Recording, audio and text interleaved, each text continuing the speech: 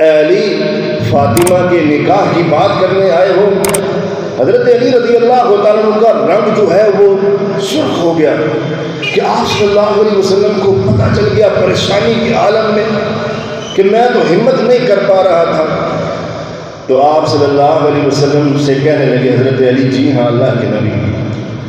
تو آپ صلی اللہ علیہ وسلم نے فرمایا اے علی حق میں دینے کے لیے کچھ موجود ہے تیرے پاس چیز؟ اب علی کا کیا دیکھا جا رہا ہے رضی اللہ تعالیٰ کا؟ آپ صلی اللہ علیہ وسلم کیا دیکھ رہے ہیں؟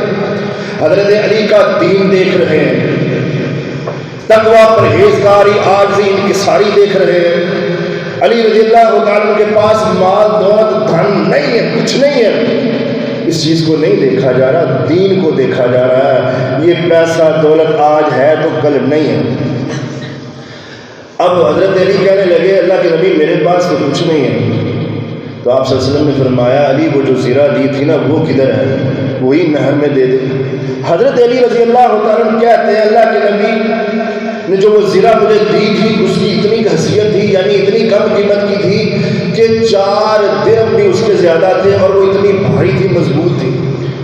اب ہوا وہ کچھ ایسے کہ اللہ کے نبی نے جب کہہ دیا کہ حق مہر کے طور پہ وہ دے دے تو میں گھر چلا جا کے وہ زرہ کو اٹھایا. میں نے سوچا اس کو بازار میں بیچتا ہوں، کچھ پیسے آئیں گے تو اس کے ساتھ باقی معاملات کر لیں گے. بازار میں جب پہنچے وہ زرہ لے کے آگے سے حضرت عثمان غنی رضی اللہ تعالیٰ عنہ ملے. پوچھا علی کہاں جا رہے ہو؟ کہا عثمان یہ زرہ بیچنی ہے، فروخت کرنی ہے، میرا نکاح ہے.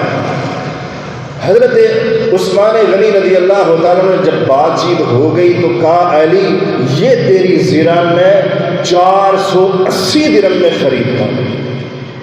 اب حضرت علی رضی اللہ تعالیٰ بڑے خوش وہ 480 درہم دیے اور وہ زرہ لے لی حضرت عثمان غنی رضی اللہ تعالیٰ. کیونکہ پیار تھا، عقیدت تھی، محبت تھی. کس وجہ سے؟ ایمانیات کی وجہ سے، محبت تھی اسلام کی وجہ سے. عثمان یہ بات چاہتے تھے کہ علی کا نکاح بھی بہترین طریقے سے ہو جائے اور جو ولیمے کے معاملات ہیں وہ بھی ہو جائیں اور گھریلو اشیاء بھی ہیں وہ